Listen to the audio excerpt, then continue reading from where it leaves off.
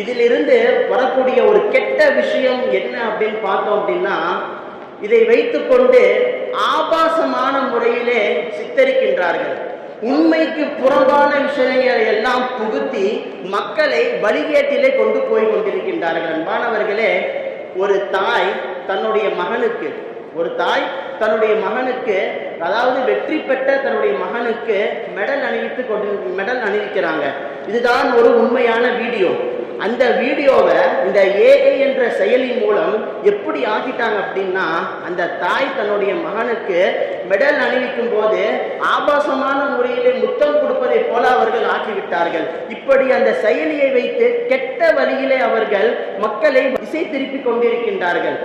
அடுத்தபடியாக பார்த்தோம் என்று சொன்னால், இந்த ஏஐ என்ற செயலின் மூலமாக சாதாரணமான முறையிலே கெட்ட வார்த்தைகளை பேசிக் கொண்டிருக்கின்றார்கள். ஒரு செய்தி வாசிக்கக்கூடிய ஒரு பெண்மணி, அந்த பெண்மணியுடைய வாயிலிருந்து எது போன்ற வார்த்தைகள் எல்லாம் வரக்கூடாதோ அந்த வார்த்தைகளை எல்லாம் வர வைத்து ஒரு சிரிப்பு மூட்டுவதை போல அவர்கள் காட்டிக் கொண்டிருக்கின்றார்கள். ஒரு புறம் நமக்கு அதை சிரிப்பை வரவழைத்தாலும், மறுபுறம் நம்மளுடைய பிள்ளைகள் அதை பார்த்து வெளியில் சென்று அதே போல பேசுகின்றார்கள், அதே போல செய்து கொண்டிருக்கின்றார்கள் என்பதை பார்த்தால் மிகவும் கஷ்டமாக இருக்கின்றது. இப்படி அந்த ஏஐ என்ற செயலின் மூலம் மிகவும் வழிகேட்டான தவறான வழியிலே மக்களை அவர்கள் கொண்டு சென்று கொண்டிருக்கின்றார்கள். அன்பானவர்களே, இந்த ஏஐ என்ற செயலி கடைசியில கொண்டு எங்க நிறுத்தி இருக்குது அப்படின்னா, அல்லாஹு தாலா யாருடைய உடலை பாதுகாப்பது நம்முடைய கடமையாக இருக்கிறது என்பதாக குர்ஆனிலே சொன்னானோ, அப்படிப்பட்ட அந்த ஃபிரௌனுடைய உடலிலேயும் அந்த ஏஐயுடைய செயலியை கொண்டு நிறுத்திட்டாங்க.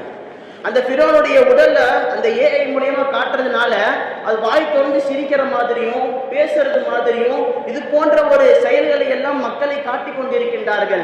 ரப்புல் ஆலமீன் அது எச்சரிக்கையாக, தன்னை இணை வைத்தவனுக்கு, தன்னை எதிராக இருந்தவனுக்கு எச்சரிக்கையாக, பின்னால் வரக்கூடியவர்களுக்கு ஒரு படிப்பினையாக விட்டு சென்ற ஃபிரௌனுடைய அந்த உடலை இவ்வாறு செய்து கொண்டிருக்கின்றார்கள் அந்த ஏஐ என்ற செயலின் மூலமாக. இதனால் மக்களுக்கு மத்தியிலே ஒரு குழப்பம் தான் நிலவி கொண்டிருக்கின்றது. நிச்சயமாக அல்லாஹு தஆலா குழப்பம் செய்வர்களை விரும்ப மாட்டார் என்பதாக திருக்குர்ஆனிலே வந்திருக்க, அதே போல வரம்பு மீறுவர்களையும் ரப்புல் ஆலமீன் விரும்ப மாட்டார் என்று திருக்குர்ஆனிலே வந்திருக்க, இவர்கள் எல்லாம் வரம்பு மீறி இந்த செயலியின் மூலம் அவர்கள் செய்து கொண்டிருக்கின்றார்கள்.